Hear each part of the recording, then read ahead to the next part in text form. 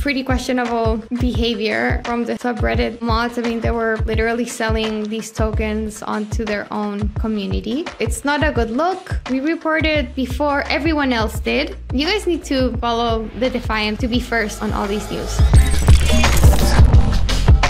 A quick shout out to our sponsor who made this video possible. NYAG Network is a leading DeFi multi-chain service provider and the creator of liquidity logging. More on them later in the show.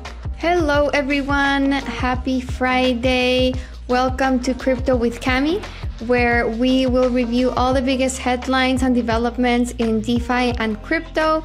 This is for the week of October 16th, a really eventful week, lots of interesting stuff happening in crypto and DeFi. We'll talk about Uniswap charging a swap fee on its website and wallet. We will talk about Lido probably becoming an Ethereum only liquid staking provider. We'll talk about Bitcoin becoming more programmable, about Reddit exiting its crypto point system. We'll talk about fake news driving Bitcoin price, lots of court action as well. The New York Attorney General sued DCG and Genesis. Ex-Consensus employees sued Joe Lubin in New York. And notably, the Ripple case was dismissed. So tons going on. Let's start with the biggest DeFi news of the week, which was Uniswap. Uniswap announced it will start charging 0.15% swap fee on its website and wallets. So notably, this is not a fee that's on the protocol level. It's a fee on the front end, on the website, on the wallet, and it is for a select group of tokens, specifically for swaps where both ends are between either ETH, USDC, wrapped ETH, USDT, DAI, wrapped Bitcoin, and other tokens. These are the most liquid. They're the tokens driving the most amount of volume. So most swaps on Uniswap will have a 0.15% fee. This was highly controversial. On one hand, the argument is that, of course, Uniswap Labs, the company behind, building all of the different applications on top of the Uniswap protocol, they're a for-profit company. They, of course, need to build a sustainable business model. They're introducing this fee in exchange for a service that many people value. Upkeeping this front end for the protocol is a lot of work. And so on. So yeah, lots of arguments that say this is a completely natural decision. And I think that's true. But the counter argument and why this decision was so controversial come down to the Uniswap token. So the Uniswap token was launched a couple of years ago with the promise that, I guess, with the implicit promise that token holders would be able to vote a fee switch. This famous fee switch means that transactions on the Uniswap protocol would incur a fee, and that fee would go to Uni token holders. And what's happened here is that now there's a fee for Uniswap Labs, for the company building, the front end, the website, the wallet on top of Uniswap protocol, which benefits Uniswap Labs equity. It benefits the company, Uniswap Labs. It benefits investors in Uniswap equity, VCs and Uniswap team members who hold Uniswap equity. It does not benefit Uniswap token holders directly. There's, You could also argue Uniswap Labs having a sustainable business model will make Uniswap ecosystem as a whole better, which in the end does benefit uni holders. But of course, as a uni holder, maybe you're not so happy because you expected the fee switch to happen on the protocol level as well. Because right now, the uni token holders don't get any direct revenue from activity on Uniswap. So that's the deal with the Uniswap fee.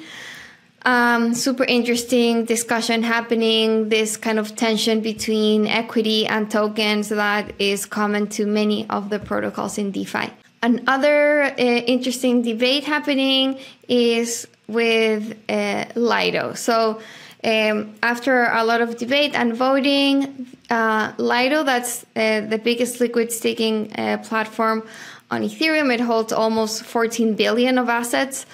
They were also providing liquid staking on Solana, which is another proof of stake blockchain, but they decided to exit the Solana blockchain. I thought this is big news. Solana is one of the biggest blockchains, the second biggest proof of stake blockchain after Ethereum.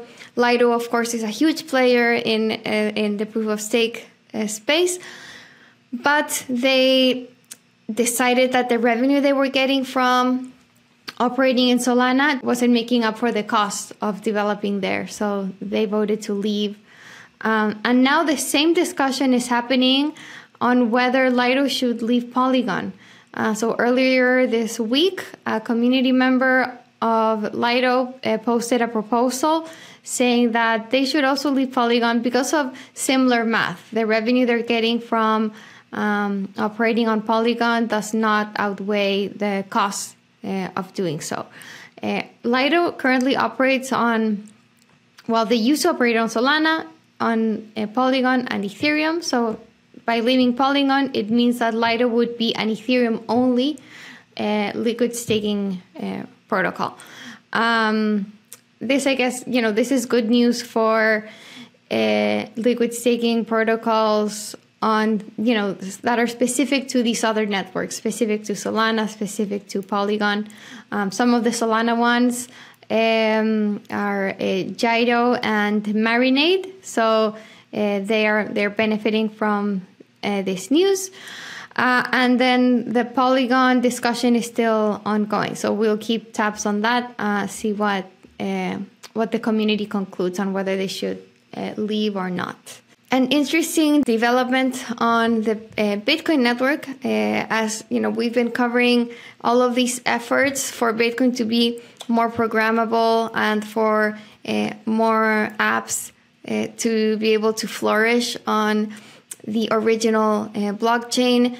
There was a big step towards making this happen, as the Lightning Network can now support a version of Taproot, which enables the issuance of assets on top of the Bitcoin blockchain.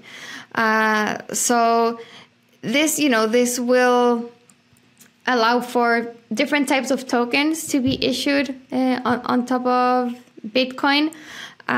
This has been traditionally hard to do because Bitcoin doesn't have as much programmability as Ethereum does. So issuing tokens on top of it is always a bit clunky. Developers have to find kind of ways around it. So this new software development with Taproot assets makes this process easier. So, with ordinals taking off earlier this year, Ordinals is this protocol that allows NFTs, non-fungible tokens, to be issued on Bitcoin. This version of Taproot, which allows this higher level of programmability. There seems to be a confluence of steps and pieces that are coming together to allow for more use cases to flourish on top of Bitcoin. So really interesting stuff. Now on to Reddit headlines. So this was pretty unfortunate. Reddit chose to discontinue community points, Reddit had announced that it was issuing tokens linked to specific subreddits. So subreddits are these communities on the social media platform, and they had Reddit had announced that 2 specific communities would start testing out this program where they would have specific tokens each to reward engagement and participation. There was the cryptocurrency subreddit with its Moon token, and the Fortnite subreddit with its Brick token. And they were using the Arbitrum Nova network for this. Reddit seems to be such an obvious place to integrate crypto. I mean, a lot of just like crypto OGs and communities are already there. They have this interface that literally gives users points. I'm kind of blanking on the actual name of what the points are called for users. Anyways, but users need points to participate in the different discussions. They posts get upvoted and downvoted with these points. I mean, everything revolves around having these points. So making them actually fungible, making people actually own the points that they are using inside this ecosystem makes so much sense. Having the ability to port your Reddit points over to, maybe other platforms to be able to sell them, be able to trade them. Yeah, again, like it made a lot of sense, but unfortunately, they decided that the effort wasn't worth it. They thought that it wasn't scalable enough to use crypto to do this, so they decided to table the initiative. It's a shame. I remember all the excitement around this announcement when it first came out. Reddit has multiple millions of users, so it would have been a great gateway for kind of more mainstream users to come into crypto. Of course, these tokens crashed after the announcement. But here is the interesting piece that we reported. And we reported, I believe, before everyone else did. So keep that in mind. You guys need to follow the Defiant for all to be first on all these news, really. But anyways, we were the first to report that Reddit moderators were being accused of selling subreddit tokens before the public announcement came out. And it's pretty clear.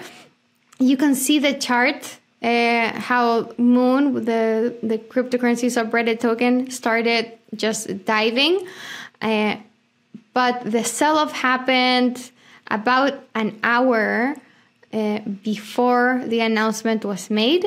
And then there were blockchain sleuths which connected the mods' addresses, with their names, and they were able to see some big sales of these tokens before the announcement. They even the mods even admitted to having this information before it was made public. They said that they were made aware of this decision an hour before Reddit announced that they were sunsetting the community points. Pretty questionable behavior from this subreddit mods. I mean, they were probably, literally selling these tokens onto their own community. Yeah, it's not a good look. And it's especially not a good look in this environment where regulators are cracking down on crypto. If they were scrutinizing the space before, now scrutiny is even more intense. So, these things kind of matter more. So yeah, again, not a good look. This was also not a good look. What happened here is that Cointelegraph published a headline saying that the SEC had approved BlackRock's application to issue a Bitcoin ETF. That the SEC had approved the BlackRock Bitcoin ETF. Of course, after that Cointelegraph headline, Bitcoin crossed 30,000. But then BlackRock came out very quickly saying that that wasn't the case, that their application for a Bitcoin ETF was still under review. And Bitcoin went, crashing back down to around 27K. Cointelegraph issued an apology and kind of post-mortem on what had happened a few hours after the fact, saying that someone from Cointelegraph saw a screenshot on a Telegram group. Apparently, it's still unclear how this happened, but some sort of Benzinga PR release got picked up by Reuters and Bloomberg, apparently. I guess their API was plugged into this newswire, and these terminals sent out the headline. I'm betting they just sent out this headline and didn't actually write a Bloomberg or a Reuters story. So someone at Cointelegraph picked up these headlines and decided to run with it and just tweet that the SEC had approved the decision. Of course, super reckless. It's especially with how big the news is. As a journalist, you definitely want to double, triple check that's true. And they didn't do that. To me, this is bad enough. Again, with such big news, especially, you want to double check that what you're putting out into the world with your big audience is correct. But what made things worse was the response of Cointelegraph's editor-in-chief. So apparently she was at a conference at the same time. She was at a panel, was asked about this, and she actually blamed society for their mistake, which I can't imagine a worse response. She was basically saying, as news outlets, we're under pressure to be first. She said something like, if you're not first, you're last. There is no second and third. That cannot be your excuse for publishing an inaccurate headline, especially of this magnitude. News outlets, we're under pressure to be first, but the pressure is and should be even greater to be accurate. Journalism basics says accuracy is first, everything is after that. So disappointing response from Cointelegraph. And, that's just another, it just highlights the need for better journalism in crypto. There's so much happening in this space. I mean, this is one of the most volatile, fastest moving, fastest developing spaces, industries in the world. It's also highly complex, highly technical. It's also under constant regulatory scrutiny.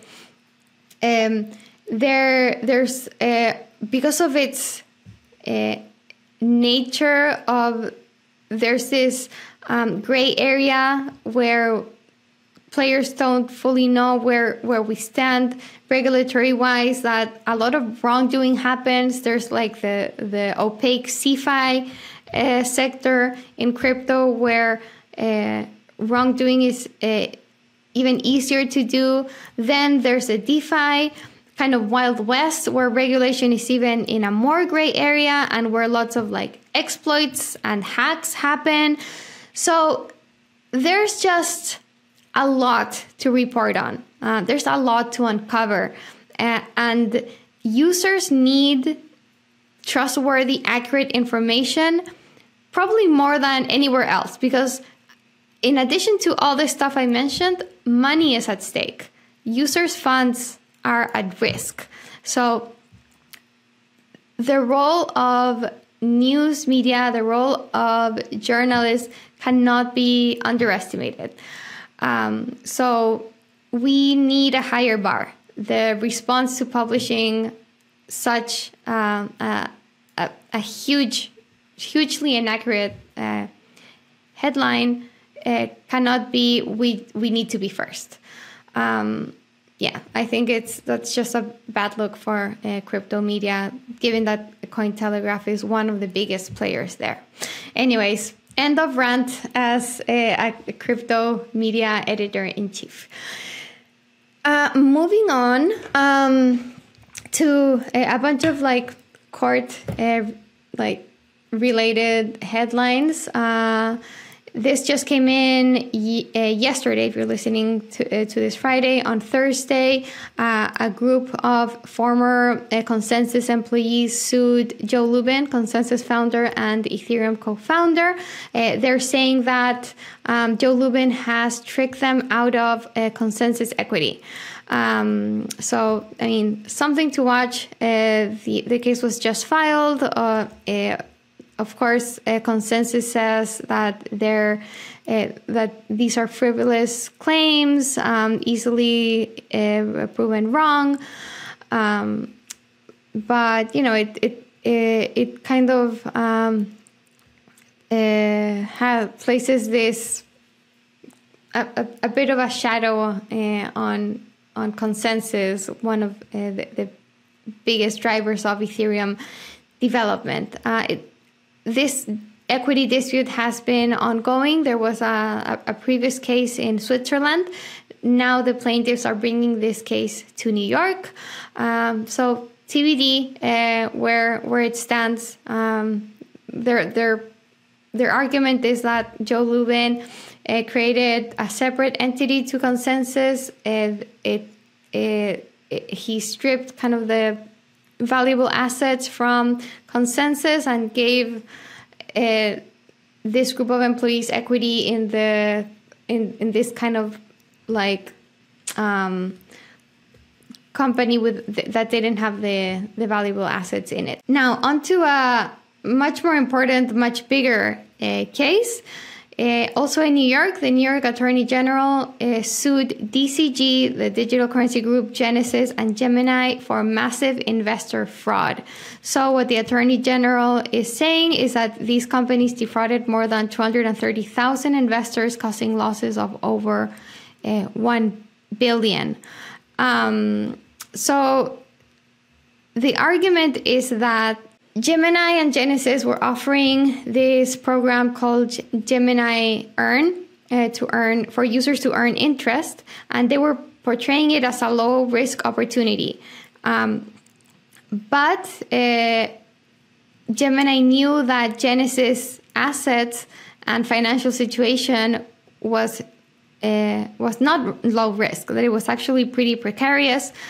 It knew that Genesis had a concentrated loan book with Sam Bankman-Fried's Alameda, and that it was, at risk, and it was very speculative. So that's the argument that the Attorney General is doing, that this very high risk use of funds was being portrayed as, a low risk interest bearing platform. And they give examples of grandmothers who lost their life savings in this and so on.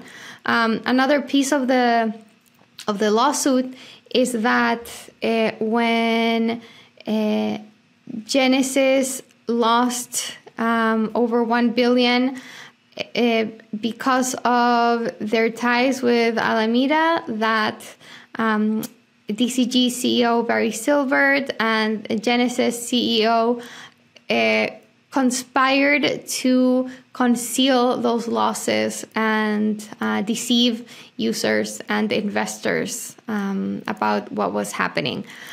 So this is pretty bad. And again, like I've made this comment before, but it's worth repeating it.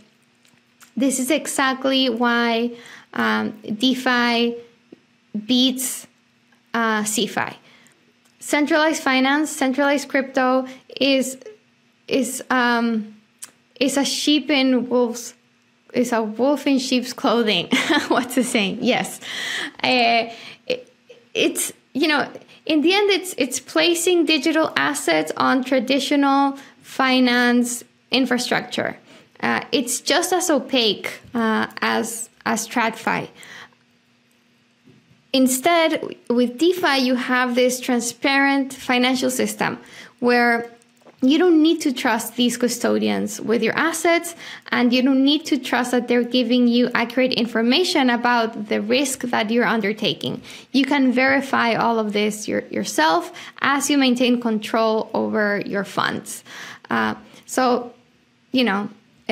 doesn't have to be this way. I think hopefully DeFi will start to gain more and more market share of crypto. Hopefully, the space becomes friendlier. Hopefully, regulation becomes clearer because it's more transparent. It's just safer. I think regulators should be the biggest advocates of DeFi because of this reason. What they are claiming happened. This level of concealing risk that just cannot happen in DeFi because you have immediate access to your assets and to verifying how your assets are being used. So next, moving on to I wanted to do this one first. Another court case. The SEC dropped a lawsuit against Ripple.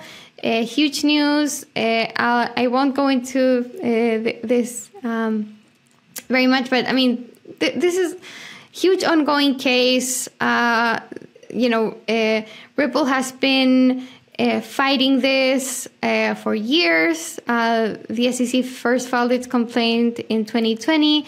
Now the saga seems to be finally ending. Ripple says it's a landmark SEC surrender and a stunning capitulation by the government.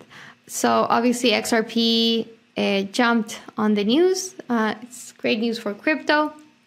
And then finally, I will just end on this kind of more lighthearted criticism of mine of Mark Andreessen's Techno Optimist essay. If you haven't read it, it's worth reading. It's this kind of rallying cry for technology and development, and it's interesting to get into the mind of the one of the co-founders of Andreessen Horowitz, the largest VC in crypto. But I just thought it was curious that with A16Z's portfolio being invested so heavily in crypto, so 22% of A16Z's portfolio is in crypto, yet Mark Andreessen's Techno Optimist manifesto doesn't mention crypto once. So I reached out and asked whether this was some change in focus away from crypto. Of course, they said it wasn't. But I still thought it was odd. There were like places in the manifesto where they were explicit, where Mark Andreessen was explicitly talking about the place of markets, say, in this techno-optimist future. And there were no mention of of like blockchain-based currencies or permissionless networks. There was this place in the essay as well where Mark Andreessen was talking about lies and truth, which would have been a great place to mention having a transparent, censorship-resistant ledger like Bitcoin. So there were like multiple times in the essay, which is like really high level, doesn't mention too many technologies directly, so no reason why it should kind of so directly say crypto, but not even kind of like major themes of crypto like decentralization and open source or cryptography or whatever. Like none of those concepts were raised, which again, like I thought it was odd. Anyways, I think that should wrap it up for this week. Tons going on: Uniswap, Lido, Reddit, Bitcoin, lots of court cases. We'll see where everything goes and how these things continue to develop next week. So thank you for joining me and have a great weekend.